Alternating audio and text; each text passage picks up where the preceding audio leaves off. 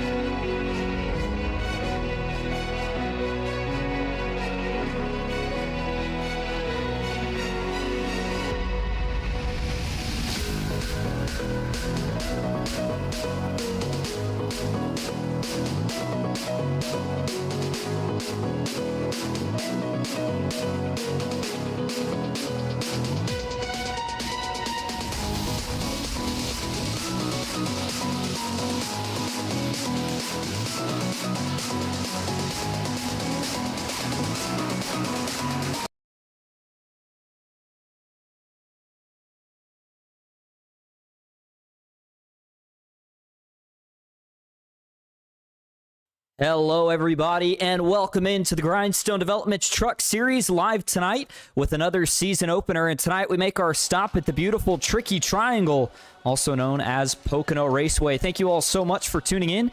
You are watching Austin Green on PGR eSports. We had a brief hiccup getting the broadcast kicked off, so we will get right down trackside and get into tonight's starting grid. The man on the pole tonight for the first race of the season, last season's second place finisher in the championship points, that is Nathan Meyer in the 24. Bryce Rayner, last season's champion, will start to the outside in second tonight with John Legger back in third. It'll be James Harris on the outside of row number 2, Jamison Correa and Elijah Palmeter back in row number 3. Sheldon Pearson alongside Andrew Hale in row number 4. And rounding out the top 10 will be Tyler Meeks and Asher Little. Miles Bagley starts in 11th with Aubrey Thompson back in the 12th spot. In row number 7, it's going to be Edward Marshall alongside Brock Whitehead. Kevin Kirchar will start in 15th tonight. William Mann Jr. in 16th with Brad Thacker and Jason Nethery back in row number 9. It'll be Kevin Ward alongside Trey Whitehead for your top 20. Robert Wynn starts in 21st with Chris Logan to his outside in 22nd. And it'll be Charles Whitehead Rounding out the field tonight, he will start in 23rd. All right, time to get going for the first race of the season at the Tricky Triangle. We are green flag racing here at Pocono.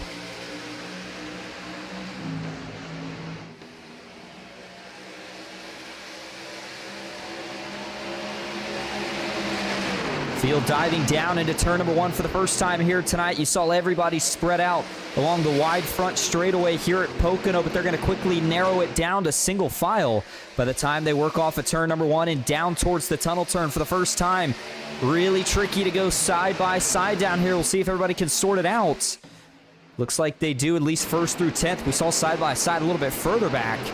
And oh man, we got trucks slipping and sliding everywhere, all over the place back here. Yeah, I mean, damn, there's a corner. So they try to sort it out, and we do still have, sounds like audio on, so we'll go ahead and get that fixed here in just a moment. But that is some of the driver chat, if you're curious. Meanwhile, back at the front of the field we go, though. The 24, Nathan Meyer, the quickest to lead him for the first lap. In fact, started on the pole, but look at this. Bryce Raynor's going to go 2 wide, and James Harris will say, I'll do you one better. He's going to go 3 wide. As they get down towards turn 1, can Harris make it a 2 for 1? He's trying, can't quite slide up in front of the 24, but he does take the position from the 99. A lot of changes this season, a lot of things for us to talk about. Excited for anybody that's tuning in. We appreciate you being here. As again, you're watching the Grindstone Developments Truck Series on PGR eSports. 2x2, Harris alongside Rayner in the tunnel. Harris actually got beat there by Rayner on the outside. That's not something you see too much there. Meanwhile, just a row back, Elijah Palmeter trying to take a spot here from Harris. And that'll put him up 3 positions as he'll get clear through turn 3 from where he started this race at. Just a lot of side-by-side here in the early going. I think we're going to see this pack slowly start to spread apart as the run goes on. It's really similar to what you would see at a Daytona or a Talladega. This is the longest straightaway in all tracks in terms of stock car racing, at least. Pocono Raceway in total, by the way, 2.5 miles in a total length. And of course, the big thing that makes it unique is it is not shaped as a usual oval. Instead, it is a triangle. And so you only get 3 turns here. The most banking can be found in turn number 1. Also the most narrow turn, and then this tunnel turn, arguably the fastest turn on the racetrack. These guys will usually stay single file through there, at least on old tires. And then turn 3, the flattest of all the corners. But the biggest and most important setup of a corner to get yourself a lot of momentum going down this front straightaway, which we talked about the length, but I mean, obviously you still got to talk about just how many lanes wide this is. In a late restart, if we had one, we could see these guys going 3, 4, even 5 wide. And there's no out of bounds. You can go all the way down, even to that checkered flag apron we see down by the safer barrier. A little bit of 2x2 action now, a little bit further back between Brock Whitehead and Edward Marshall. Trying to get something done as we got a lot of new names this season. One of the big changes, we have switched from open setups to fixed setups. So you're going to see a lot of drivers with arguably a little bit more of a chance here tonight than maybe they had last seasons when it came down to some of the more competitive setup shops being the guys that always ran up front. No big change between your championship two. Nathan Meyer, Bryce Rayner picking up right where they left their battle off at the end of last season. The 24 Meyer finishing just 1 spot short of going to a tiebreaker to determine that championship. Meanwhile, the man just behind him, Rayner, is, whoa, James Harris, oh my goodness, a 55, way up the racetrack. He had to get completely out of the throttle to save it. But he found a way to do so, and I do apologize, but we are going to go ahead and try to fix this sound issue, so that's why you'll see this brief issue pop up. As respect to the drivers, we don't want their radio chatter across the broadcast unless they say anything they don't want recorded. So now that we got that set up, turn our attention back up front. And as I was noting there, big save for Harris, but Bryce Rayner, last season's champion, and you know, we got to talk to him and said, how do you feel about fixed setups? He said, if anything, it's going to make him better in the short run because he knows now that everybody's going to be on equal stuff. It's all going to be about tire saving this season. And you know that's going to play right into the wheelhouse of Bryce Rayner. Elijah Palmeter, I'll tell you what, he is very, very impressive early in the going. He keeps pulling the slide job through turn 3. I've seen him do it now a few different laps, and he keeps getting clear of Harris, but Harris a little bit higher of a groove. Gets that momentum down the straightaway, uses the draft, and then you see him jump out of line. The problem is he can't get much help. He's drafting with his teammate Harper. Those two are going to see if they can double team the 99 of Rayner right here. And they do just that. The 24 Meyer is going to be able to pull back clear off of turn number 1. Rayner actually skimmed the outside wall right there. That was a big moment for the 99. Big push to the back of Nathan Meyer. Bryce Rayner, the driver out of Clark Summit, Pennsylvania, eases it into the tunnel turn. You notice that apron down there. A lot of drivers get into trouble if you clip that, but the goal is still to get as low as you can. And obviously kind of a one-groove turn is what's the takeaway, but we have seen a little bit of too wide tonight. So I wouldn't rule it past that. Maybe we see a late race pass there if these guys are able to find a way to make it work. But I'm telling you, just from what we've seen in these first 6 laps, this front straightaway is going to be the game changer. These guys have been getting a ton of big runs each and every lap, even as the tires have already had, a handful of laps to break down. We are still seeing 2, 3, 4 different guys in the top 5 jumping out and trying to make passes here every time we go down the long front stretch. Jamison Correa in the 81 back in the 5th spot. No gain or loss from where he started this race at. John Legger currently in the 6th position. He qualified in 3rd, so he has lost a few positions since the start of this race. And you've got Tyler Meeks currently back in the 7th spot. He's up 2 positions from where he started this race at. And here's a battle to watch. Asher Little and Andrew Hale going at it.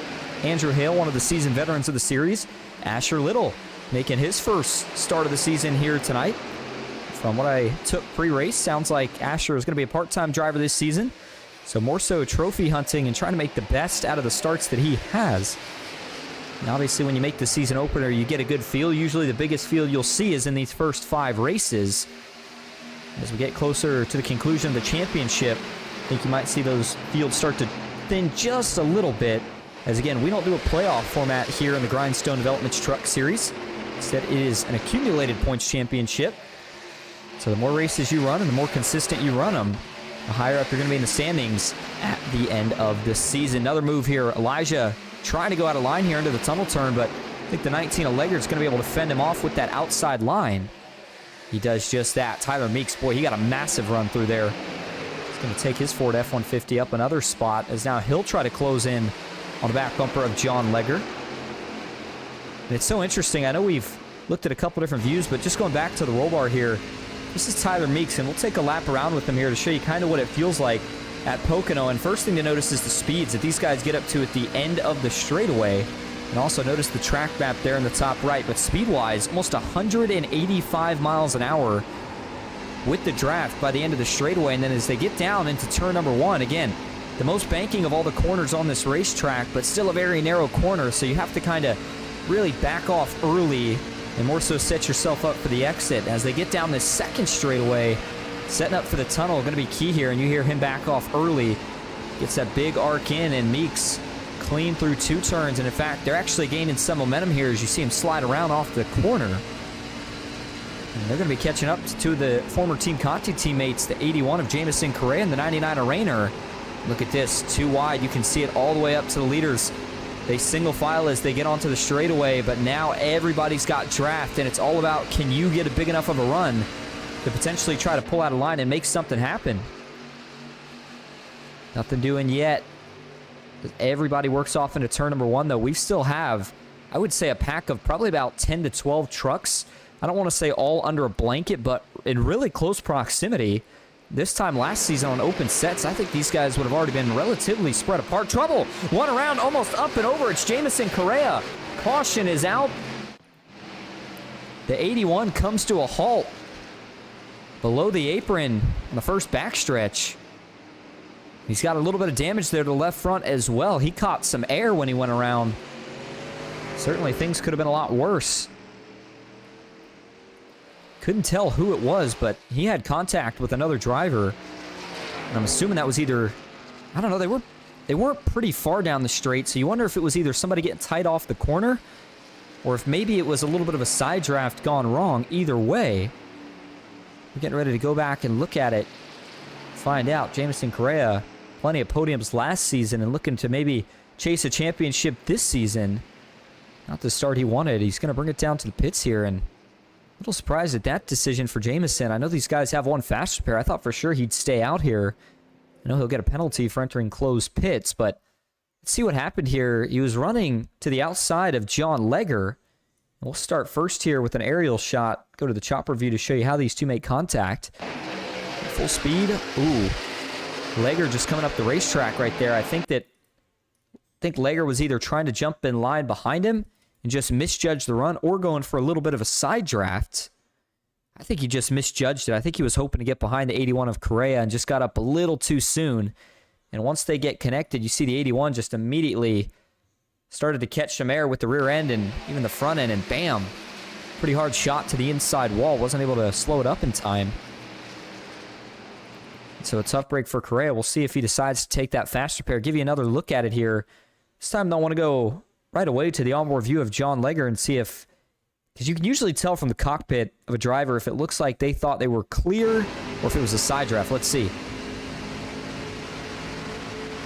Yeah, I'm thinking he was just trying to jump in behind him and just misjudged it a little bit. So obviously a tough break there for the 81 of Correa, but it seems like everybody else actually got away from this unscathed. And obviously good news, as we had just noted that this was a pretty big pack running together. Certainly would have worried about that taking out more than just one. There's the contact to left rear, and granted, Correa may have been slightly shifting down, but he was still well within his lane. Again, just Lager coming up the racetrack, but for the 81, you saw that thing get really light really quickly. I think if he would have been at the end of the front straightaway with that contact, you would have probably seen a flip here tonight, which, while unusual at Pocono, these guys, again, still well over 175 miles an hour. So it is still very likely. Tough break, though, on the big hit to the inside wall for Jamison Correa, and it looked pretty square. Now, we'll say the damage didn't look as bad as it certainly could have been for contact that he made to the inside wall. Last, before we go back up front, let's get an onboard view here from Correa. See what this looked like from his point of view. Rolling on the outside behind his teammate, Bryce Rayner. All of a sudden, right there, there's no saving it.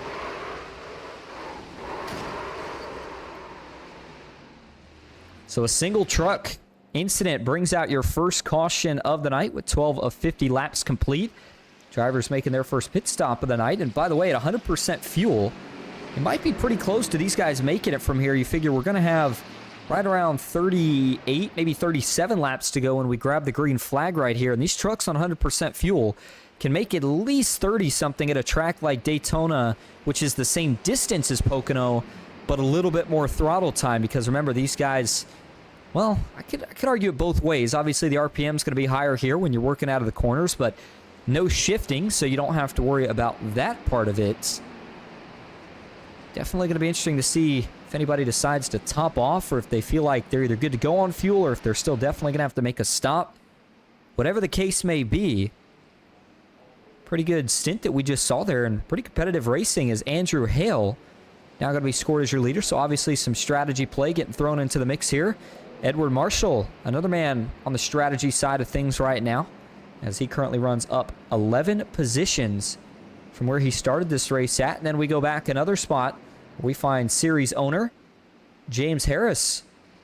So far, he's had himself a pretty good run tonight. We've seen him competitive running up front. And, you know, you're going to hear me saying this about quite a few different drivers, but you just look more so to some of the veterans and the way they ran the last couple seasons. And I think if you're James Harris, and I think he would say this too, I think he's really excited for these guys to be on fixed setups this season, because he knows that you kind of take away any of that extra edge or advantage that better setup shops could have over others. Now, granted, Harris was one of the Team Watson Racing boys, so obviously he was able to see some pretty good setups from that group, but still think putting everybody on an even playing field certainly always makes for the best kind of racing. And speaking of James Harris, he is carrying an onboard view for us here tonight. There he is.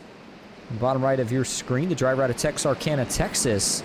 And by the way, make sure you note, he found victory lane once last season, twice the season before.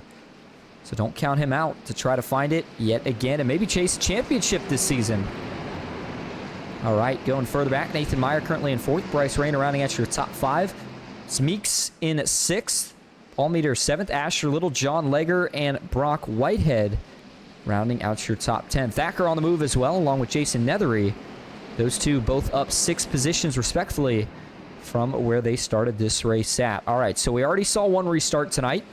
I guess I should say one start. Now we're going to get our first restart. Very curious to see what these guys do. Will it be more aggressive Will it be a little bit more calm? You got two guys up front on a different strategy than everybody else out back. How is that going to play into things? Let's find out. iRacing.com pace car will pull off as Andrew Hale works his way back into the restart zone, and green flag back in the air at Pocono, and it's a great restart for the inside line. Andrew Hale got a massive shot from the 55 of Harris right as they hit the gas. Nathan Harper blinks out further back. They're already fanning out 3 wide on the bottom. That looks like the 87 of Miles Bagley trying to make something happen. Oh, man, watch out. Some contact. They're all trying to save it. The 19 of Legger. Now Tyler Meeks is loose. Meeks is going to go around. Oh, big hit into the outside wall. He collects 2 more. Caution is out. Massive pileup out back. Oh, man, and this destroyed probably about a handful of trucks in the field. You got a bumper flying around the 91. Kevin Kirchar, series sponsor, and another driver who's found victory lane within the last 2 seasons. And, man, it looked like almost all the drivers involved in that had to tow it away. That tells you just how hard some of these hits were. Let's go back to all where it starts here with the 7 of Meeks. Got loose and overcorrected. One of the biggest mistakes you can do here. And I say mistake, but obviously something that you can't really help. It's a mixture of cold tires and just trying to be really aggressive because, you know, you got to get what you can on these restarts. But for Meeks, gets down in the corner, and I think there was a little bit of netcode contact right here between him and John Legger. Right there. They don't actually touch, but it certainly gets that 7 pretty loose. And then trying to save it. Legger's trying to do the same. Tip of the hat to Brad Thacker checking up so that those guys could hold on. Aubrey Thompson as well. And then the 7 of Meeks now chasing it, and it's going to wiggle a few more times. And watch his correction. Boom. Big overcorrection. And right as it starts to snap back, Asher Little just barely tags him in the left rear. Right as it switches weight back to the right. Look at this. Boom. Right there. So that shoots him even harder to the right. And then just takes a massive hit off the outside wall. Gets down into the 61 of Whitehead. Kirchar, massive hit into the inside wall as well. You see, couldn't even tell who that was. Maybe William Mann Jr. that got almost upside down. He took such a big hit. A lot of good trucks. They were having good nights early involved in this one. Again, they all do have a fast repair, but the way that you want to start a race here is there's a big hit for Meeks, and then try to give you a better view here. Watch as they all pile up. Look at the hit for the 29 of William Mann Jr. I mean, just nowhere to go and gets kind of catapulted off the rear bumper of the 61. Looks like the 34 Nethery may have been involved as well. And there's the bumper pieces that go flying. Man, oh man. Let's get an onboard view here. In fact, a couple of them. First off, for Tyler Meeks, and I want you to watch the cockpit view here and watch his hands.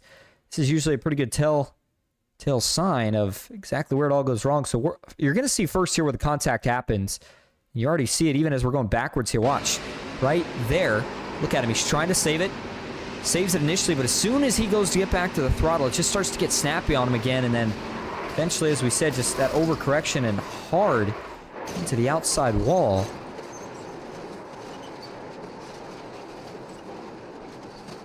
As everybody else tries to slide through. Give you a couple more views of this. Again from TV2 for Tyler Meeks. Look at that. Man. Up in the air, all 4 tires. And then the 61, obviously nowhere to go. Same ordeal for Kirchar, who slams the inside wall. And then the 29, William Mann Jr. There's the big hit for him. I think that the 51 and a few others may have snuck through this. 51 is Charles Whitehead. If he had contact, it wasn't much. So as we get one last look at this here, I want to show you what this looks like from the blimp cam at full speed. And watch how quickly things can happen here at Pocono.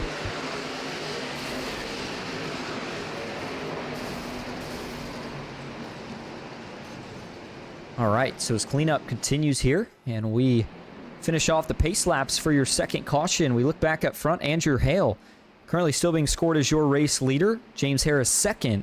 And it's Edward Marshall back in third. Elijah Palmeter in fourth.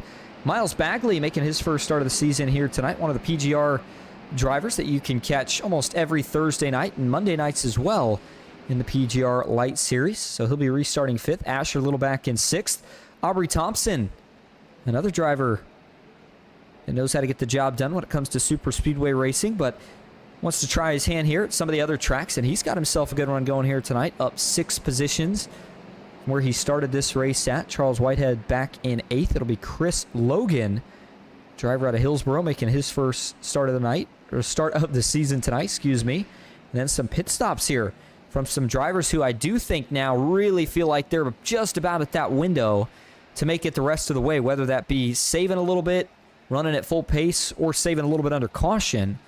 Definitely seeing some of these names top off gives you a hint as to what strategy they might think is going to be the winning one. That is, of course, Bryce Rayner, Nathan Meyer, quite a few others there that decided to come in to top it off on fuel.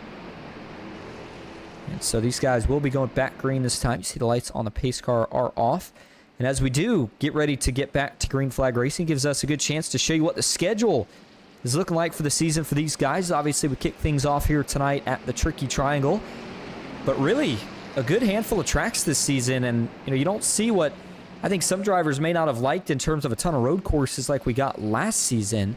So next week, it'll be off to Las Vegas and then the World Center of Racing and Daytona International Speedway. Before these guys will head to the Brickyard, Indianapolis Motor Speedway, then off to Gateway, Lucas Oil. That'll be a fun short track to watch these guys battle at. Then it's off to Kentucky, Watkins Glen. Richmond's in there. They've got the Milwaukee Mile coming up later in the season. And then the championship race is going to be hosted at Atlanta. Certainly looking forward to that. And I would assume for these guys that would be New Atlanta. Either way, we got a good season lining up. A lot of good drivers, too. I mean, you look at, we started to get down to about 10, 15 guys at most towards the end of last season. Good to see a bunch of fresh faces. Excited for a shot at the championship this season. All right, here we go. Rack them back up. Green flag back in the air. And the 4 of Andrew Hale gets another big jump. Doesn't need a shove this time, as he will quite easily get clear. The 55 of James Harrison. Not really any 3 wide. You see Nathan Meyer trying to get below the 99 of Rayner as they get off towards the corner, but it seems like just about everybody else was able to figure it out a little bit easier this time. Oh man, the 8, Edward Marshall, sliding up the racetrack. Again, remember, a lot of these guys are on fresh tires, but that also means cold tires. And so you got to be careful this first lap and a half as tires get up to temperature. Down into the tunnel turn, Marshall and Aubrey Thompson now, the only 2 side by side for the moment. And Aubrey, I think, has got the momentum. Marshall lose trouble. Big hit into the inside wall for the 8 as he slides back up onto the racetrack. Caution back out for the 3rd time here tonight, as Marshall takes a massive hit. It stayed out, avoided the other one by doing so. But unfortunately, he's going to get collected in this one. So another driver making his first appearance in the Grindstone Developments Truck Series here tonight, and obviously not the way he wanted it to start. I'll tell you what, though. Well, in his case, you wonder if the motor might have been gone. That may be why he's doing it, but I was getting ready to say it.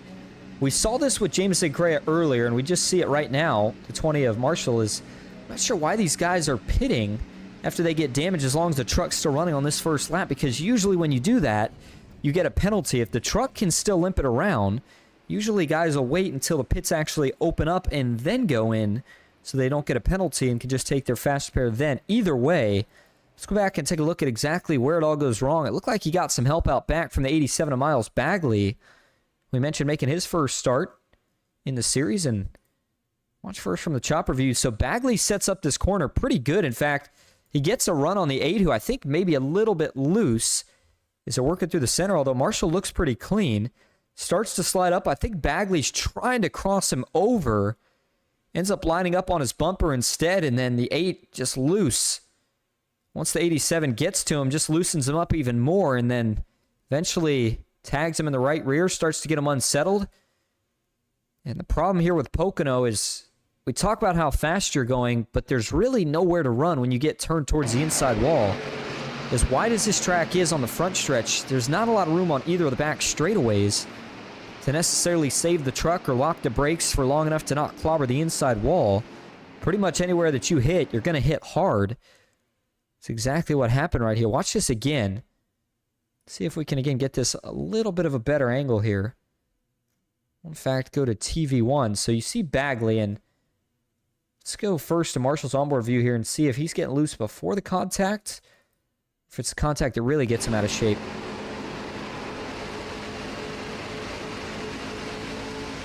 Boy, he might have been a little loose, but from that angle, right there is about when he's getting loose. It really looks like the contact may have gotten him pretty upset here. That's from the gearbox view. You can see Bagley is basically there. At that point, Bagley's just about making contact with him, whether it's physical contact or maybe an inch between them. Certainly put a lot of air on the spoiler there, and right there, there is some physical contact, and watch it one more time. Right there. That's where I think that Bagley makes a little bit of contact, and I think that the 8, just trying to save it, makes one correction too many here. Similar to what we saw for Meeks is, watch this. Right there. See how he yanks the wheel left? It's so hard to do as a driver. I think he's okay right here if he holds the wheel straight, but you see how he has to correct to not go back right? And unfortunately, the tires, they just hook up, and sometimes the weight won't shift back the other way, and at that point, you're pretty much just along for the ride, and he can lock down the brakes all he wants, but it's not going to matter at this point. Big hit. See the rear tires off the ground, and this is where he got nervous, hoping he wouldn't slide back up into traffic, because there was a lot of oncoming trucks that would have had big damage from that one as well had he slid up. Here's what it looked like from the TV3 view.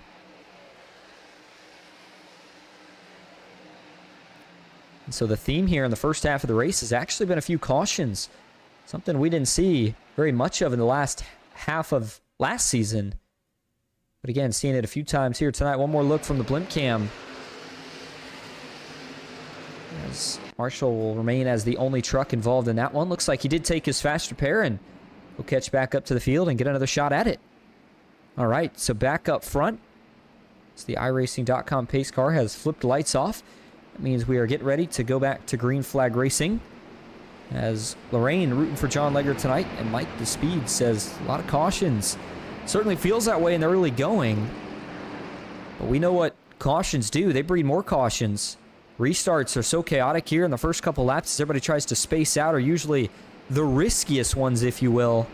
As, oh man, Elijah Palmeter, who was up front, you saw him blinking out, and oh man, got lucky there. It looks like he was able to connect back in. I was getting ready to say that's going to be an unfortunate scenario, because if he disconnects, he's going to lose all that position he just worked to get. Looks like he has been able to stay connected, at least for the moment. So James Harris will line up on the outside. Great opportunity for him right here to grab some clean air and try to run away with it. Nathan Meyer, Aubrey Thompson will line up back in row number 2. It'll be Asher Little alongside Robert Wynn in row number 3.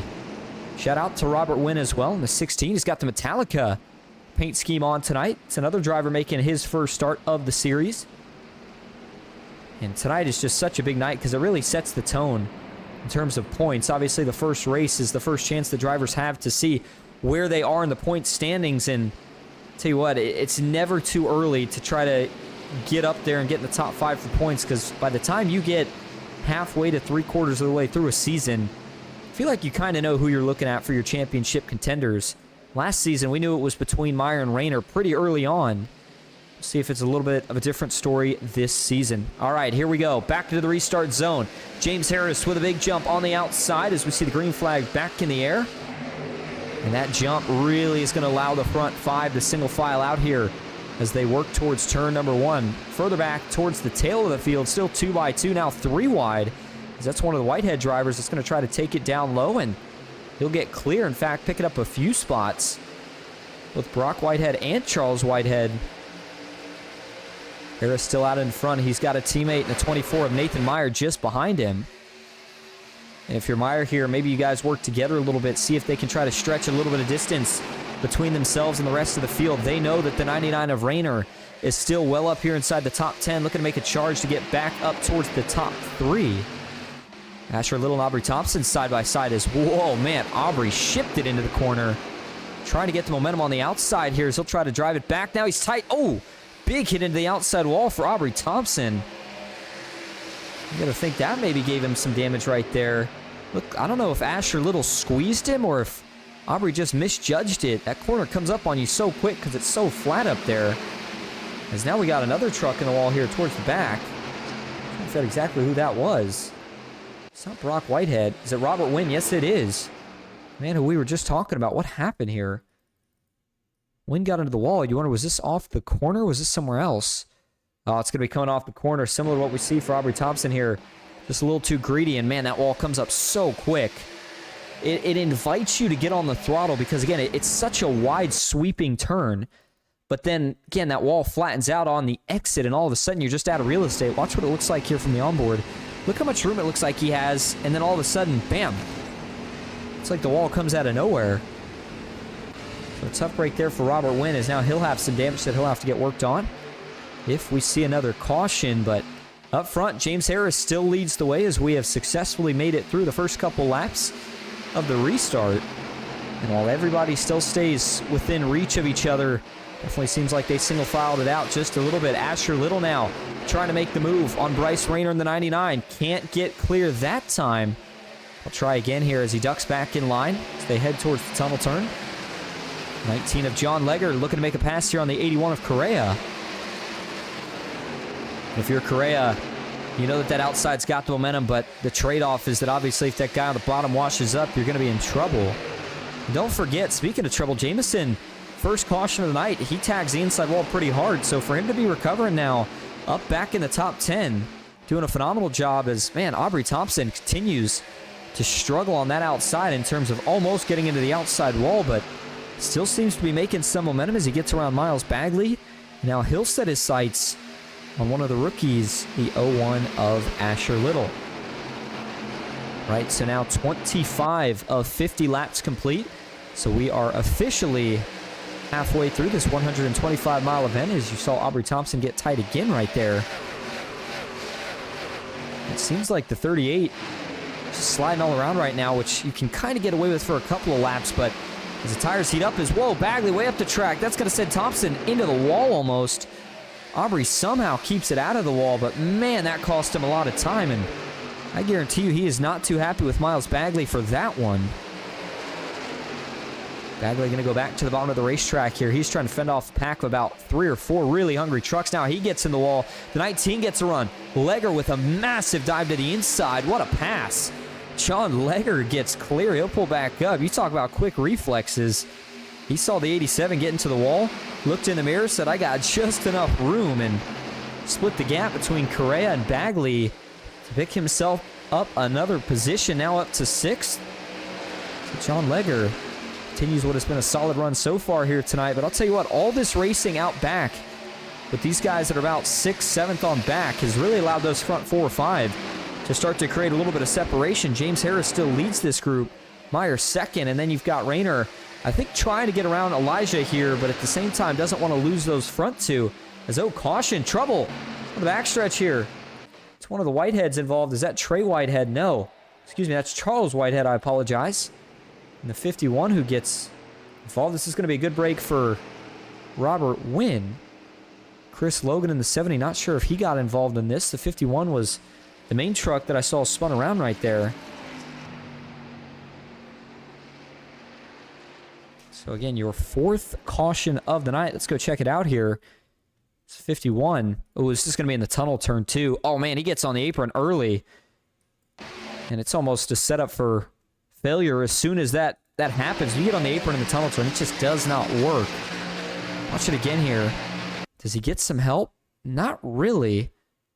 Just looks like he dives down, and I don't know if he gets loose or if he was trying to make that lane work. It almost looks like he voluntarily went down there.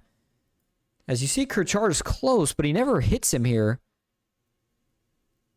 And then you see the 51 here fire out of the pipes, but then he just yanks the wheel even further left and gets down on this apron. And as soon as he does, when that truck has to start to come back up, you got 2 wheels on a little bit of a banked portion of the racetrack, 2 wheels on a flat part. When you're going, 160 plus, that doesn't work out too well. And it starts to go around, and oh, it was Edward Marshall, innocent bystander there, who got collected. Remember, he had used his fast repair earlier, so that could potentially either end the night or really kind of finish any competitive chance that Marshall would have had here tonight in that. So watch this again. Actually, before we watch it from the TV, let's go to the cockpit view and see what it looks like here. Watch the steering wheel and see what happens. Yeah, it looks to me like he goes down there kind of his own will. I'm not sure if he had been running that last couple laps and somehow he made it work, or if just maybe felt like the truck was a little tight. I'm just not sure. It's definitely an odd look. But you definitely don't want to go down there in the tunnel turn, and he's showing you why right now.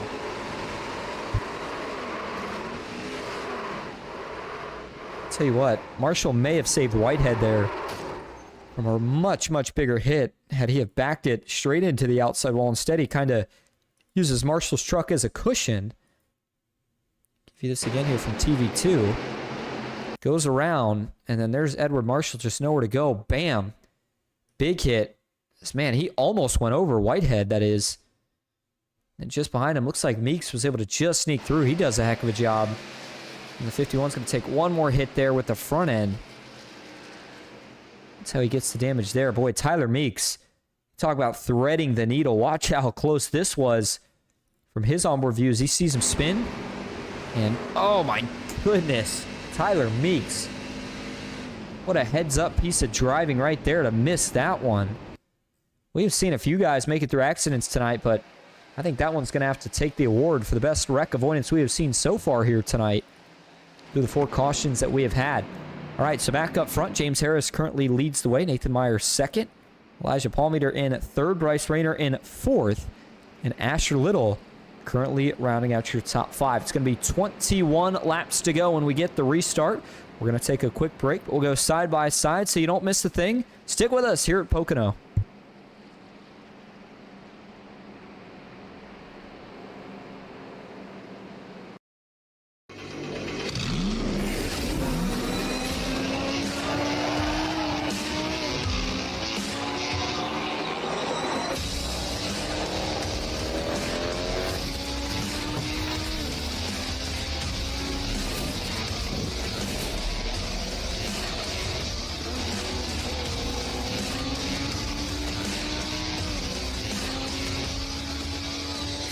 I played a couple of simulators, and this was like very responsive.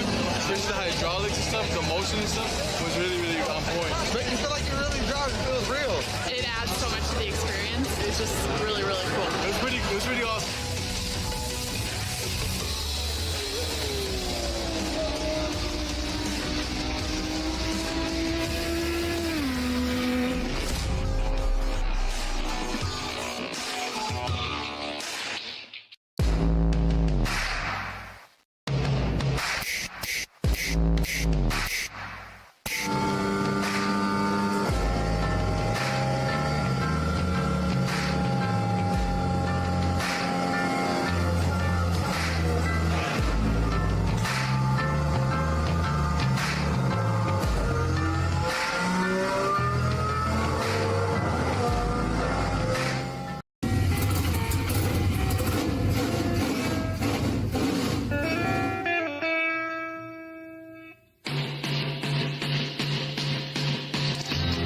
Green flag is in the air. We are racing.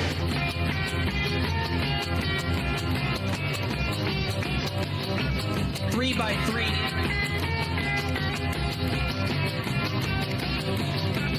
Almost no trouble. Around goes Alex Hill. On into the outside wall goes Hill. They're wrecking big time out back. We're not going to throw a caution.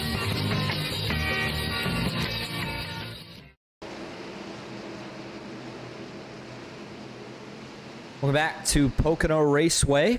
We're getting ready for another restart. It will be just 21 laps remaining in the Pocono 125. Slowly starting to close in on crunch time here tonight as James Harris gets another phenomenal restart. And he'll do exactly what he did on the last one. Jump up in front of the 24 of Nathan Meyer. Actually, the last time he was on the outside, this time on the inside. Either way, the two teammates get lined up through turn number 1. Further back, Elijah Palmeter on the bottom here, trying to hold even with the 99 of Rayner. And he'll do it through the corner, but Rayner's got the momentum, and he's got the drafting help behind him and in front of him. Palmeter here really needs to find a spot in line, or he could be in danger of losing 2 or 3 more positions over the course of this next lap. And he'll do just that. Slides right in front of the 01 of Asher Little. Little almost got into the back of him. It's now the 81 of Correa. He's going to make a move to the outside of the racetrack. Andrew Hale's going to look to the bottom. And notice that there is, I don't want to call it rumble strips, but almost like a little apron there in turn 3 that you see a lot of the drivers try to get their left side tires on to get a little bit better grip and a little bit more turn through the center of the corner. As now the 12 of Palmeter and the 01 of Little drag race down the front stretch, a pretty even one too. It looks like Elijah may get the slight advantage off into the corner. Hearing a lot of slipping and sliding out back. These guys are really starting to abuse these Goodyear tires, which, by the way, reminds me of the other big change that these guys have this season, and that is that we are no longer with 4 sets of tires, only 2 sets of tires sitting in the pits. That's pretty significant at a track like this that's 50 laps long. You figure you got to break that down, even if you round it, I don't know, you want to round it up to 60. That'd be 20 laps per set of tires. So you got to definitely make them last a little bit longer than you did last season, which obviously I know we've had quite a few cautions here tonight, but when we get to some of these races where we see longer runs, you're going to have to really make those tires last because you don't get as many as... Whoa, big checkup here off of turn number 3. I think Elijah Palmeter may have gotten into the outside wall. See if that's what this was here. Somebody did. In fact, I may have seen a couple of them. Asher Little really racing with Elijah Palmeter hard. They're both up the track and, yeah, maybe squeezes him a little bit. You see Little yanking the wheel left, trying to give Elijah some room, but checks up both of them. Seems like Elijah, though, was able to get the least amount of damage from that as possible, at least in terms of track position. Just 19 laps remaining, and what it seems like we've started to see through each one of these restarts is the further back you are, the more intense the battling is, and that's made it easier for these front packs, if you will, to pull away and kind of keep it a battle amongst themselves. That's exactly what we're seeing right here with the top 3, and well, last season, you might as well have called them the Big 3. James Harris, Nathan Meyer, and Bryce Rayner. 3 of the drivers who were favored for the championship last season. And, of course, Rayner got that championship. As we go to the onboard view here of James Harris. And he's got the best view in the house right now out front. And even out back, he's got to be feeling relatively comfortable knowing that he's got a teammate in Nathan Meyer. But at the end of the day, he knows that his teammate's going to get racy with him at some point. So I think the key here... Obviously, for James Harris, you know that you're not scheduled for another green flag pit stop, so you got to make these tires last and make this truck stay fast over the course of the next 17 and a half. So I wouldn't be shocked here if Harris tries to save a little bit as these guys run away here. You know, when you have that clean air, you obviously have the advantage of a little bit more downforce, so the tires don't have to work as hard. And that's kind of that trade-off of how you try to save a little bit of tire by getting that clean air. We'll see at what point Nathan Meyer and Bryce Rayner decide to try to make a pounce. Further back, we still have trucks getting really tight off of turn 3. That has been the trickiest of all the tricky triangles corners here tonight. So Aubrey Thompson has hit it quite a few times. Asher Little, Elijah Palmeter have all knocked it down a few times as you see Kevin Kirchar duck way to the inside as they get off towards turn number 1. And he'll take at least 1 position, but not going to be able to get 2 here as Charles Whitehead with the momentum on the outside. It looks like he's going to beat him in the drag race down the first back stretch. Trouble. No, he turns him. Kirchar and Whitehead get together. Caution. Whitehead involved in another incident, and I think he's got some pretty significant left front damage again on this one. Can't see it from that view. Oh, there it is. And in fact, that left front suspension looks like it might be destroyed as well. This might officially end the night for Charles Whitehead. Not the way he wanted to start his season. Well, we just got back there. How lucky of a catch was this? But not so lucky for Charles Whitehead as on the backstretch. And boy, really, that's a mixture of both. But it almost looks to me like Whitehead was coming down more than the 91 of Kirchar is moving up. And here's how you judge this. All right, so we'll give this a little bit longer. Right here. Okay, so they are now fully on the straightaway. Notice Kevin Kirchar, his left side tires are kind of tucked to that seam. The 51, his right side tires are tucked to that seam up top. Watch how those cars move and watch where their right and left side tires end up by the time they make contact. See the 51 starting to come down? Boom. There's the point of contact. Look at the 51. See his right side tires are maybe a few inches below that seam. The 91 of Kirchar, maybe a little bit above that seam, but it just looks a little bit more to me like the 51 may have been coming down a little more than the 91 was coming up. Either way, it clips him right in the left rear, and just that immediately sends a 51 around, catches a little bit of air. And obviously the unfortunate part about that is when you're in the air, your tires aren't going to be able to exactly get traction when you're hitting the brakes. So he doesn't get a chance to really slow this thing down as he travels towards the inside wall. Watch this in full speed. This is a big hit. Man, right with the left front, too. You see the fender fly off almost immediately. Good indication of just how much damage he received from this. That was the initial view we saw it from TV3. Definitely a bit of a wild-looking incident. See, that truck really never touched the ground from the time the contact started till he hit the wall. Right there, finally hits the ground, but by that time he was basically already impacting that inside safer barrier. And bounces back up on the racetrack, but luckily there was no traffic, so no further issues there. Now we will get one more view of this here from the gearbox view of Charles Whitehead and show you exactly what he saw as that contact was made. There's the initial contact, and there's the big hit to the inside wall.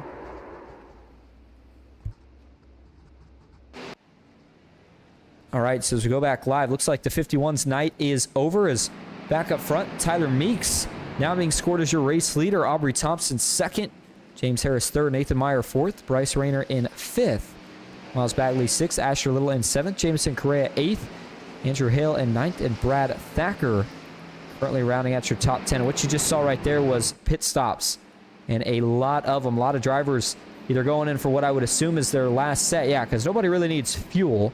I'm going to say there's a pretty good guess that was a lot of guys going in for their last set. Let's go back and watch it here. This is how many drivers pit. And obviously you can see it's all the front runners, just about. Looks like Rayner thought about giving it a quick fake, and pretty quickly thought better of it. So again, all these pit stops are the drivers taking the last set of tires that they have sitting in the pits here tonight. So you are not planning on pitting again if you are any of the drivers that just went in right here. For James Harris here as he works towards the end of the pits and eventually into his pit box. You look back and yeah, this was really most of the field. Again, only a couple of drivers that chose to stay out of this instance, and it looks like it was Meek and Thompson. So we'll see how they fare here. With a pretty hungry pack behind them, all on fresh tires. Have to see what happens. RF in the chat says one came up, one came down, and yeah, that is exactly what it looked like. Good to see you tonight, RF. Along with everybody that's tuning in, even if you're not in the chat, if you're one of the drivers or one of the people watching at home, we really appreciate you hanging out with us here on PGR eSports. You're watching the season opener for the Grindstone Developments Truck Series, live on PGR eSports. So as we get ready for the green here, you see the lights go off. It's going to be 13 laps to go. And Meeks here, I think he's feeling a little bit nervous. What better way to find out than ask? Hey, Tyler, this is Austin up in the booth. Get a copy. Yes, I do. Well, man, you find yourself currently as the leader here with what's going to be 13 laps to go. The trade-off, though, is you've got a bunch of guys on fresh tires behind you. So how are you kind of feeling for this restart? Scared for my life, honestly. I think I only got like 5 laps on these tires, or not. I don't have much, but I'm on my last set, so that's all we got. Well, hey, that's not too many laps, but all things considered, fair enough to be scared, especially at a track like this where it does seem like tires matter a considerable amount. But, you know, first race of the season, we're obviously in fixed setups. Do you feel like that maybe gives you a little bit more of a chance to try to fend these guys off for the short run? Oh, for sure. I'm the fixed guy. I like a fixed race because I don't have time to put the time into a setup. So I hope these 5-lap old tires can hold 10 more laps or so, and I doubt it, but we're going to give it a shot. Absolutely. Well, Tyler, we appreciate you talking to us. Good luck the rest of the way, and we'll see if we're talking to you in victory lane. Thank you. All right, there you go. Says he's feeling a little nervous, and again, can't blame him. 5 laps doesn't sound that much, but again, you got to think about it's a track that's 2.5 miles long, and when you're running speeds that fast into a corner, those tires are going to wear out a lot quicker. So here we go. They'll work back to the restart zone. Got to get a good restart if you're Meeks.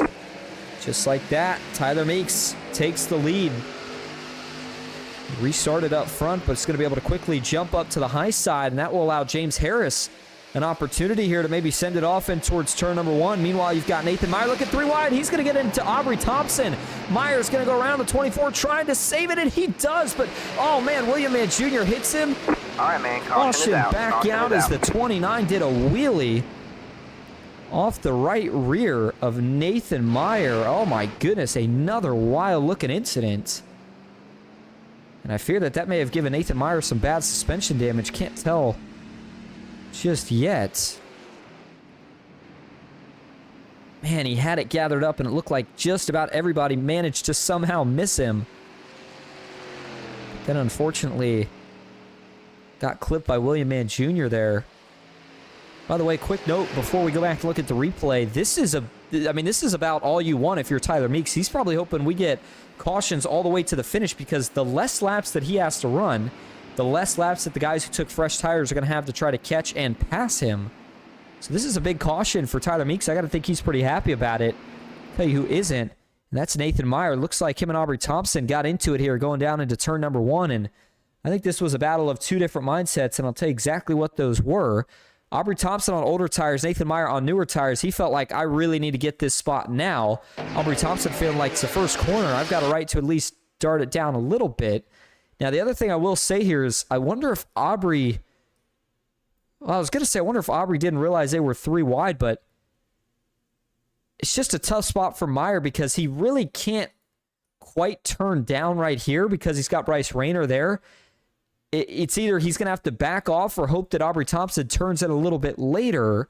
Thompson turns in about at the normal line and just connects the left rear there with the right front of Nathan Meyer. And again, I just think that's two different mindsets. And again, maybe a little bit of Thompson not knowing they were 3 wide, but I don't think Aubrey's doing necessarily anything wrong. You just got two guys knowing that it's the end of the race. One knows that he kind of has to hold him off with the tires that he's got. The other one knowing he's got fresh tires and has to go.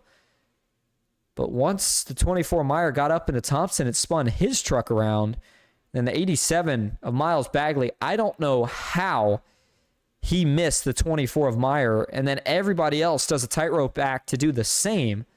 And then on comes William Mann Jr., who is trying to take the apron route. Unfortunately, it was the wrong decision. Nowhere he could go once he committed, and then runs right into the back of Nathan Meyer, and that's how he gets all his damage. Maybe just clips the 16 of Robert Wynn, but I don't think that really gave Robert Wynn any damage, so some good news there for sure. But watch this. This was wild looking for the 29. Watch this hit. So he clips him right in the left rear tire, and it just sends this thing airborne. He does a wheelie like you see some of the drag cars do at a drag strip. I mean, that was really wild looking. Then obviously broke the suspension of the 29, so he goes up the racetrack. Meyer's able to hold on to it from there, but the damage had certainly already been done. Watch this from the cockpit view. You talk about a wild angle. This is one of the wildest ones you'll probably ever see. Man. Big hit for William Mann Jr. Just absolutely nowhere to go. And from his point of view, sees it going low, and unfortunately nowhere else to go.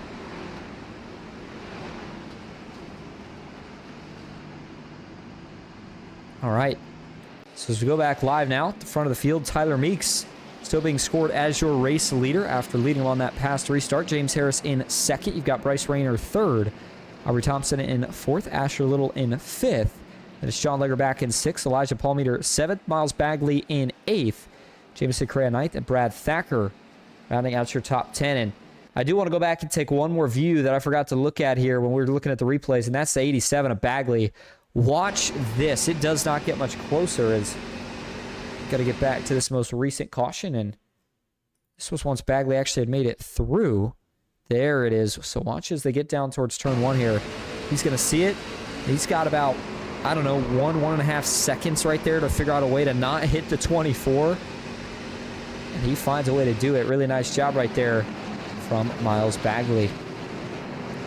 All right, so it'll be a restart now with 9 laps to go. So we're getting into single digits.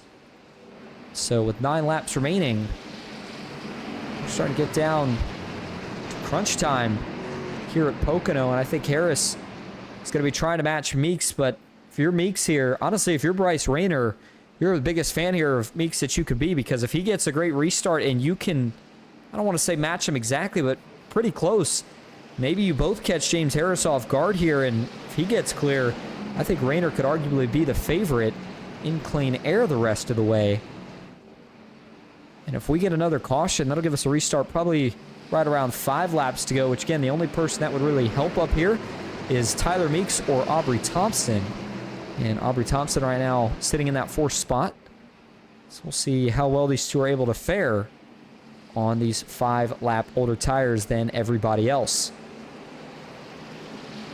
Interesting to see if this is the final restart of the night again, or if we get one more. Remember, we do have a couple of green-white checkered attempts if we were to need them. But obviously that is still a fair amount of laps down the road from being in question yet. So for now, we'll turn our attention up front to the Kubota. Is it Kubota? Kubota? I know it's a tractor company. I think it's Kubota. Nonetheless, Tyler Meeks with his Kubota F-150 trying to find victory lane in the first race of the season. Green flag in the air. Rayner made sure to get a jump so that he could push the 7 of Meeks way out in front. Does just that. But now he's really hoping he can get clear the 55 of Harris. Meeks pulls clear. Rayner not quite able to pull clear. Now he does as they get into turn 1, the 99. Able to get clear of James Harris. Harris on the outside, though, so he will have some big momentum here down the back straightaway. Looks like everybody was able to hold it clean off of turn number 1. Harris, not actually as much momentum as I thought he was going to get. Not sure if he had a hiccup off of turn 1 or what. Either way, Bryce Rayner chasing after Tyler Meeks now as they work through the tunnel. Asher Little up into Thompson. I'll tell you what, Asher Little, him and Aubrey Thompson have gotten into it a few times tonight. I don't think that's the first time that Asher has put Aubrey Thompson in the wall. Now Aubrey's caught in the middle of 3 wide with Legger and Bagley. Watch out off of turn 3. Things tighten up. Looks like this time, though, everybody's able to at least keep it off that outside wall. Meeks trying to block for the lead. Got to be careful here. Tyler Meeks almost got turned. Rayner blinked out right as I think they were getting ready to hook each other. Oh, man, was that close. Now they're going to go side by side, door to door through turn 1. This could be the battle for the win. The 99 and Rayner's going to get clear off of the corner, and now James Harris knows he's got to go. He's got to get in front of the 7 as soon as he can to chase after the 99. Oh, man, Meeks wants another look at him. Rayner tried to block. Meeks was able to get just a lane lower. Side by side through the tunnel. Rayner runs it hard. He washes up a little bit. Meeks is able to stick with them, though. How about it? Slightly older tires. And Tyler Meeks is sticking with Bryce Rayner. All right, setting up for a big, crucial front straightaway right here. James Harris, though, to the inside of Meeks. Problem is he doesn't have the help. Rayner, though, is actually going to give him the help. Wow, I didn't expect to see that. I would have thought if you were Rayner, you would want the guy with older tires getting the draft. Now he'll pull back up to the top, maybe trying to split draft between these two as he keeps them almost even, but now it looks like the 55 of Harris is going to get clear. Rayner washes up, puts a little bit of dirty air in front of the 55 of James Harris. He lines up in front of Meeks. Now it's going to be a big push down the first of 2 back straightaways. This will be 6.5 laps to go as they go through the tunnel turn. And now if you're James Harris, it's all about trying to catch him off guard here. Harris is in a prime position, but Rayner not known for making mistakes. There you see the push into turn 3, and I'll tell you what, it doesn't feel like we have that many laps left, but you wonder if Harris tries to run away with him and Rayner. Nope.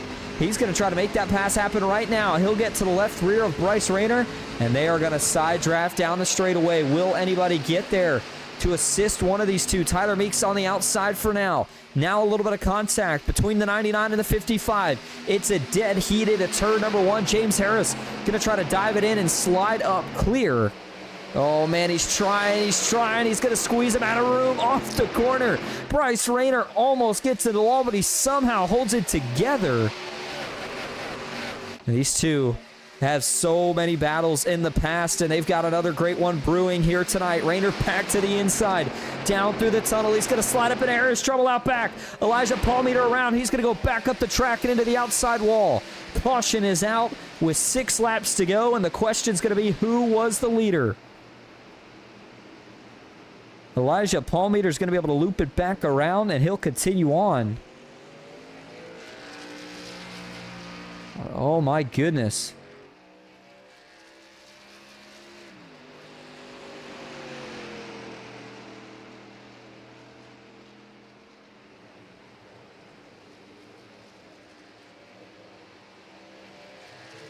Well, let's go back first and look at what happened here with the 12, and then we'll sort out the battle for the lead, which was just getting really exciting.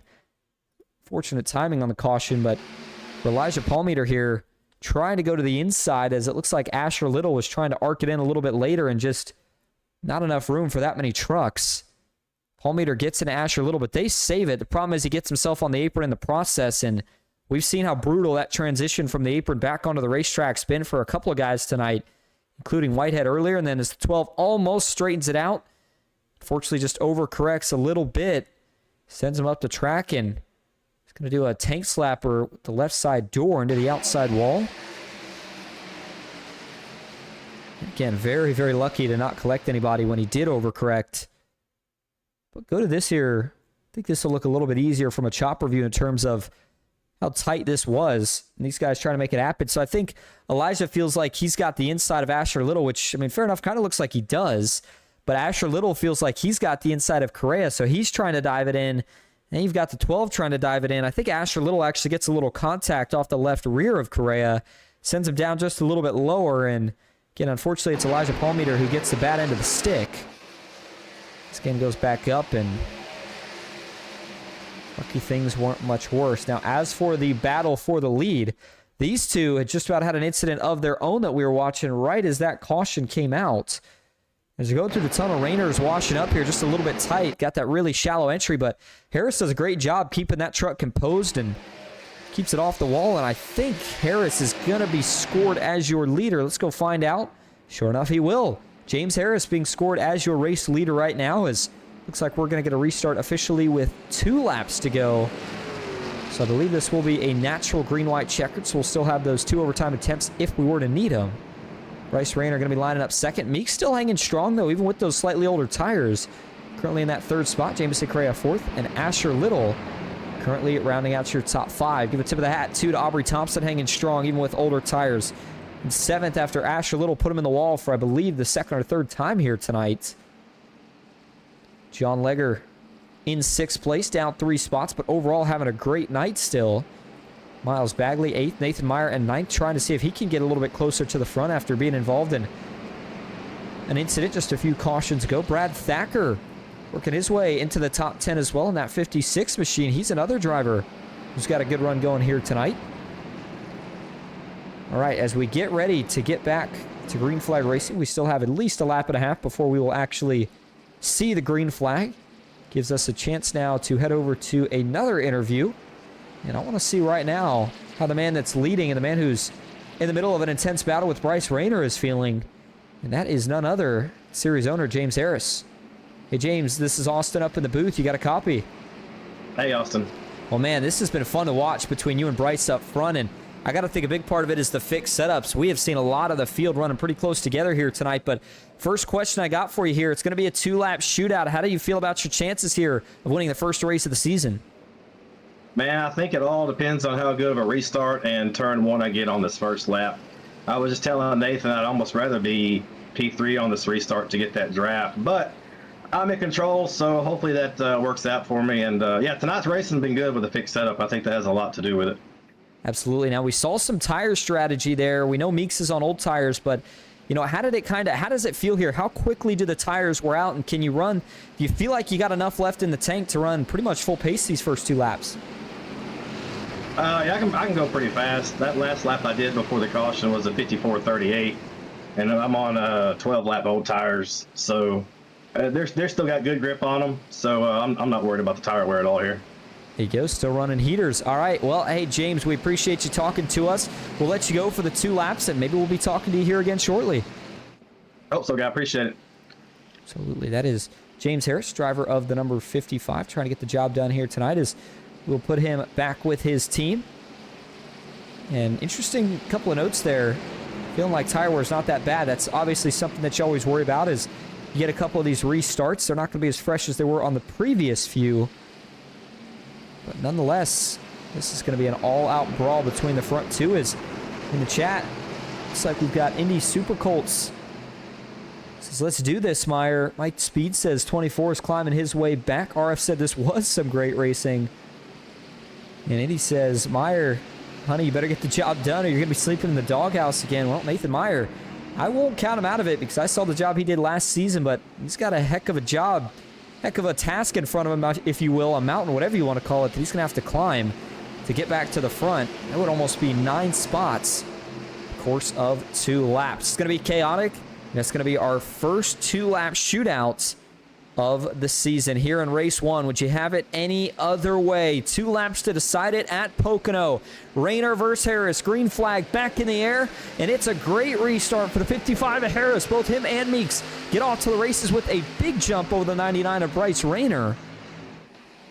They'll carry everybody towards turn 1. Harris has to make a brief block on Meeks, who might act as the perfect pick over the course of these next 2 laps. First question, though, can everybody keep it clean here through turn 1, turn 2, and turn 3? Because remember, we got to make it to the white flag for this race to be official.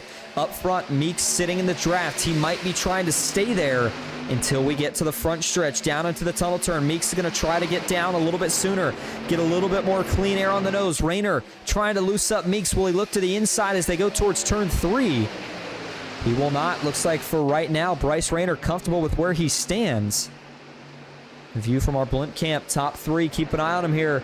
They're going to get a big draft down the front stretch as James Harris sees the white flag. 1 lap to go as James Harris tries to now snake the draft, doing everything he can to break any sort of pull these guys could get as they race off towards turn 1 for the final time here tonight. Harris still good out in front. Meeks taking all the clean air away from the 99 Rayner. I think it's going to now be a race between the 7 and the 55. Does Meeks have anything to get back up there? Trouble. Big hit out back, but it's not going to be a caution. We'll keep it green up front as now Harris watches for another move from Meeks down into the tunnel turn.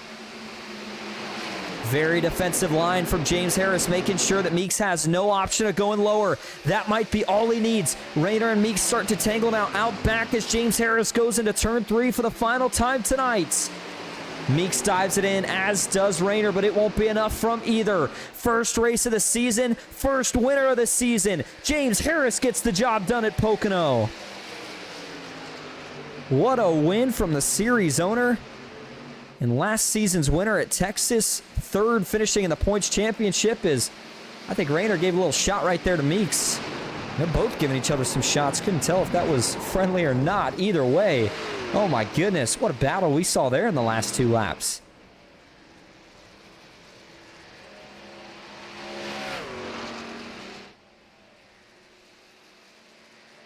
James Harris with a beautiful restart, and the big thing there that I think helped Harris was that jump on the inside where he was able to pull Meeks with him.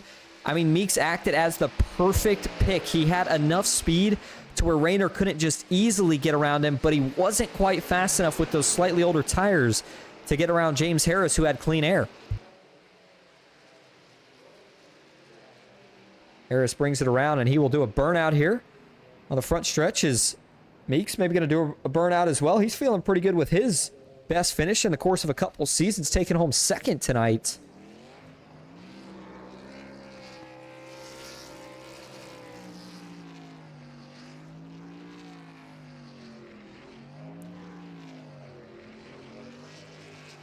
So as James Harris continues the celebrations and continues to burn it down in front of the virtual grandstands here at Pocono, we will take this opportunity to go over your final results here tonight. And then, of course, we will, as always, grab interviews with your top 3. And so, again, your official race winner of the Pocono 125 and the first race of the season for the Grindstone Developments Truck Series is none other than James Harris. Gets the job done tonight over 2nd place Tyler Meeks. Bryce Rayner finishing on the podium in 3rd. Jameson Correa takes home the top 5 tonight. He finishes in 4th, and rounding out the top 5 is going to be Nathan Meyer in that 5th spot, who, by the way, picked up 4 or 5 spots within the course of those last 2 laps. Impressive enough in of itself. Aubrey Thompson, another driver, great job hanging around there at the end. He finishes 6th and wins the ultimate war over Asher Little. Those 2 tangled quite a bit tonight. Asher takes home 7th. Miles Bagley back in 8th. Brad Thacker, good top 10 for him here tonight, takes home 9th. And Elijah Palmeter, good recovery, bringing it back up into the top 10 before things were all said and done. Andrew Hale finishes in 11th. Kevin Kirchar in 12th with Chris Logan in 13th. It's going to be Robert Wynn taking home 14th here tonight. Jason Nethery in the 34 takes 15th. John Legger in 16th. Brock Whitehead 17th. Trey Whitehead finishing in 18th, was not able to make the start of the race. William Mann Jr. in 19th. Charles Whitehead 20th. Edward Marshall in 21st. Sheldon Pearson 22nd. And Kevin Ward in 23rd. I mentioned Trey Whitehead not making the start, but that may have just been when we checked. He had an issue, so not exactly sure on that. Nonetheless, back up front and ready to go grab your top 3 for interviews. Stick with us. We'll be right back at Pocono.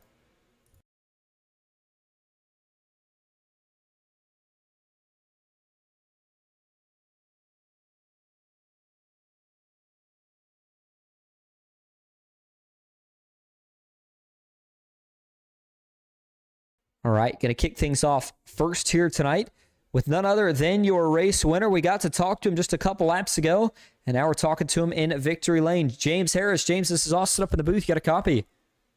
I sure do, guy. Well, 1 race, 1 win. Great start to the season for you. But first off, tell us about those last 2 laps. Was that jump, were you able to pull Meeks clear, the deciding factor in you winning this race?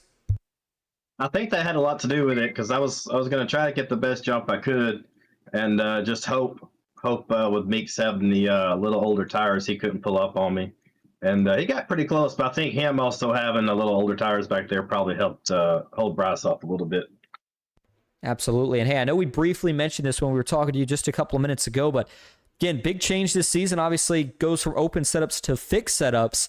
I know we had some cautions tonight, so maybe not the best gauge of it, but how did you feel like things were different, and what did you like, what did you not like? What I liked about it was it kept the field closer. I think even on that little the longer run we had, which I think was maybe 10, 12 laps, other than me, Nathan, and Bryce, we kind of gapped the field by about 2 seconds. But everybody was pretty close. Nobody really just took off and, just left everybody else in their dust. So that was kind of the goal with the fixed setups, was kind of have the racing closer. It is going to bring out more cautions for sure. But, with fewer tire sets, too, that also plays into the strategy. So I think this season is going to be very interesting. Absolutely. Well, you're off to a hot start on the season with 1 win in just 1 race, and certainly going to be contending for the championship this season as you have in the past, too. So, James, before we let you head out to celebrate, is there anyone you want to thank or shout out? Yeah, first off, I want to thank my wife, Courtney, for supporting me always over the last several years. And she's watching the race. Hi, babe, love you. My son, Cooper, he got mad at me for not thanking him during my last interview, although I think he's in bed. Kevin Kersher, Blackstone Management, Grindstone Developments, and Champion Power Equipment, who's going to be with us about half the season this year, and I'm glad to start the season off with a win for those guys. Absolutely. Well, James, we appreciate you talking to us. Congrats on the win, first one of the season, and we will be talking to you maybe again next week. Hope so. We'll see. All right, sounds good. Now that is going to bring us up to your second place finisher here tonight, the number 7 machine of Tyler Meeks. Let's see how he's feeling. Hey, Tyler, this is Austin up in the booth. You got a copy? Got a copy. Well, man, you're able to at least hold on to second, and it's got to feel pretty good here tonight, especially when you look at the fact that you had to go through a couple of different restarts at the end. What more do you think you might have needed there to catch James Harris in those last 2 laps? Yeah, honestly, I think, like I said earlier, it was just the 5 or 6 lap old tires kind of got me. He could just turn that much better in the tunnel turn and turn 3 coming out and getting that good run down the long straightaway here at Pocono. I think that's probably what did it. Besides that, I mean, I like Pocono. I think I'm pretty good here. I just think my 6 lap old tires kind of did it in for me. Maybe so, but still a phenomenal finish here tonight. Obviously, first podium of the season. Just 1 race. Now, obviously, we saw you take a little bit of a break last season. You come back, and I would assume you're planning on running mostly full-time this season. How do you feel like this start's going to help you with some momentum down the road? Yeah, so last season, my work schedule got in the way. I wasn't able to compete for half the season.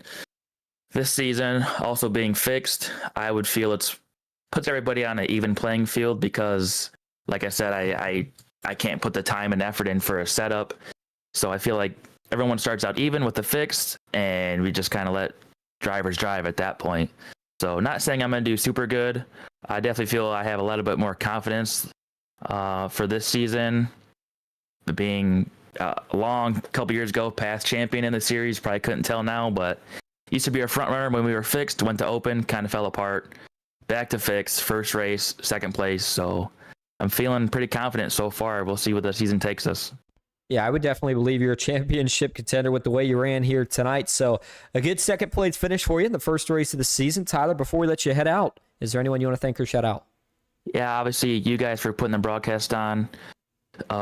James and Kevin for putting the league on, Grindstone Developments for giving us a sponsorship, able to do this. Everybody in the league, we've all put on a good show. I mean, yeah, everybody involved, everybody back home, sponsors, Kubota Tractors, F-150, did pretty good tonight. Had a little wreck up front, came back, and got a podium. So we'll take it on to where are we at next week? I don't even know. We'll take it there. Absolutely. Well, a good finish for you, Tyler. Again, congrats on that second place run, and we will see you next week. Thank you. All right, now that's going to bring us to your final podium finisher of the night, and that is the Team Conti driver, Bryce Rayner. Bryce, this is Austin up in the booth. You got a copy? Yeah, I got Charleston. Well, man, you take home a podium tonight, but we saw the race-winning speed there. It was a tough battle there between you and James Harris there towards the end. Tell us about that last restart. Do you feel like the 7 getting clear may have cost you a shot at it? Yeah, I timed that restart pretty poorly. I don't know what else I could have done. I think what kind of screwed me there was when me and James were kind of side by side and the caution flew, and I guess he was ahead of me by an inch. But you know, you win a race by an inch and you lose one. So I think that's what the turning point was. And then with Meeks on older tires, I just couldn't generate a good enough run to get by him. But all in all, fun and great race. Yes, certainly was. Now, obviously, one of the topics that we talked about a lot tonight on the broadcast, so I want to make sure that I ask you about it as well, is the big switchover from open setups to fixed sets. Obviously, we know how dominant you were last season, and obviously a lot of drivers saying, well, he also had a dominant setup shot, but here tonight you come out and prove that fixed or open, you're going to be contending for wins. What did you feel about the racing tonight that you liked? Was there anything that you didn't like? Yeah, no doubt. I feel like I'm always going to be a contender no matter what set I do run. Fixed set's always going to be a little bit closer. We're all on even playing field, so that kind of helps out with everybody running so close together, but it also brings out a lot of cautions. So that's something that hopefully this league we can kind of work on and race clean, because I'm a part of a couple different ones, and I love green flag running, regardless of how the set is or fixed set, open set. It's just fun to get some green flag runs in, green flag pit stops, because it throws a whole lot of strategy together. And I hope we can get some more green flag runs in. I'm also not the greatest at short runs, so you know, regardless of how it turned out, I don't think I have short run speed. Just because I feel like saving tires for me is always the go-to move. I hate pushing too hard. Just because if there is a caution here or there, it always kind of screws the person who ran, you know, tougher and harder. So I always like to play it safe, and it kind of bites me in the butt sometimes. But all in all, I can't wait for the season. I'm not sure if I'll make all the races, but we'll definitely try. Sounds like a plan. Well, hey, Bryce, good finish for you here tonight. So before we let you head out, is there anyone you want to thank or shout out? Yeah, thank you, Austin up in the booth, for being with us again this season.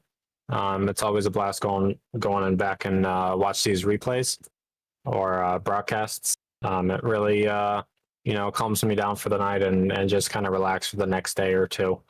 But just want to thank you, PGR, Grindstone Developments, for putting us on again. James Harris and all the guys, admin to this league. They put on a pretty good league, so I'm excited to see what happens. Shout out to Team Conti Sim Performance for all the open stuff that they do, and can't wait for some more wins coming over there. And Digital Sim Sports, Martin PC, and we'll go kick some butt in the 6 hour of the Glen. Sounds like a plan. Well, Bryce, we appreciate you talking to us tonight. Congrats again on the third place finish. We will see you next week. Yeah, thank you. Also, just want to shout out Jameson there. He had a terrific run with me in P4. So I'm glad he had a pretty good run. Absolutely. That's Bryce Rayner, last season's champion, and finishes in third here tonight. And tell you what, we've got a lot of good stuff coming up, but I think what we saw tonight was just a little bit of a preview of what we're going to see with fixed setups. And obviously, as you kind of heard the theme, a lot closer racing. Obviously, that's going to mean more cautions, but nonetheless, it's James Harris who gets the job done here tonight. All right, that's going to wrap up our coverage from Pocono Raceway. A phenomenal start to the season. Can't wait to see what these guys have in store next week. Looking forward to watching the Grindstone Developments Truck Series. And we talked about the schedule being good. Don't forget, though, next week is Las Vegas. That's going to be one of the highlights. So make sure you tune in for that one. As for tonight, and as always, thank you all so much for tuning in. I hope that you enjoyed. That's it for me, Austin Green, here on PGR eSports. And until next time, have a good night.